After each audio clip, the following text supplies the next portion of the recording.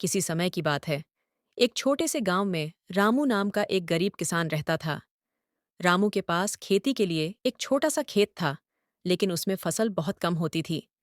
फिर भी रामू दिन रात मेहनत करता था, पर उसकी मेहनत का फल उसे कभी सही रूप में नहीं मिला।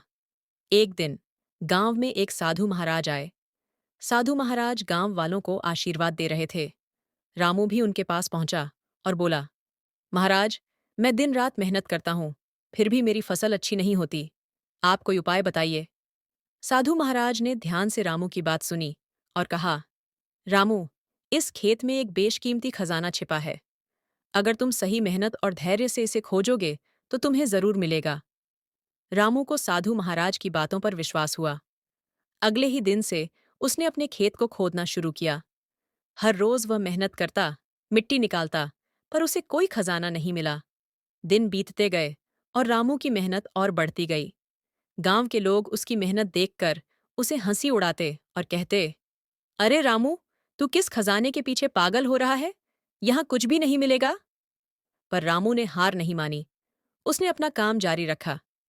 धीरे धीरे उसका खेत गहरा होता गया। एक दिन रामू अचानक कुछ कठोर चीज पर पहुंचा। उसने जल्दी जल्दी मिट्टी हटाई और देखा कि वहां एक बड़ा सा बर्तन छिपा हुआ है। रामू की आंखों में चमक आ गई।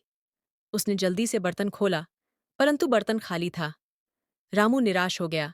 उसने सोचा कि साधु महाराज ने उसे गलत जानकारी दी, लेकिन फिर उसने ध्यान से सोचा, नहीं, साधु महाराज ने कहा था कि मेहनत और धैर्य से मुझे खजाना मिलेगा। शायद ये खजाना कुछ और हो। अगले दिन रामू ने फिर से अपने खेत की देखभाल शुरू की। उसने बीज बोए, पौधों की देखभाल की और समय पर पानी दिया। समय बीतता गया और रामू की फसल पहले से कहीं अधिक हरी भरी होने लगी। उसकी मेहनत रंग लाई और इस बार उसकी फसल बहुत अच्छी हुई। गांव के लोग भी हैरान थे। वे रामू के पास आए और बोले, रामू, तुम्हारी फसल इतनी अच्छी कैसे हुई? रामू मुस्कुराया और बोला, मुझे खजाना मिल गया।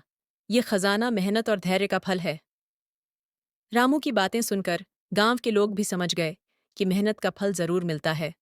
उन्होंने भी रामू की तरह अपने काम में मेहनत और धैर्य अपनाया और इस प्रकार पूरे गांव में खुशहाली छा गई। इस कहानी से हमें यह सीख मिलती है कि सच्ची मेहनत और धैर्य से किए गए कार्यों का फल अवश्य मिलता है, चाहे वह खजाना, धन दौलत के रूप में हो या संतोष और सुख के रूप में। इसलिए हमें कभी हार नहीं माननी चाहिए और अपने लक्ष्य की ओर बढ़ते रहना चाहिए।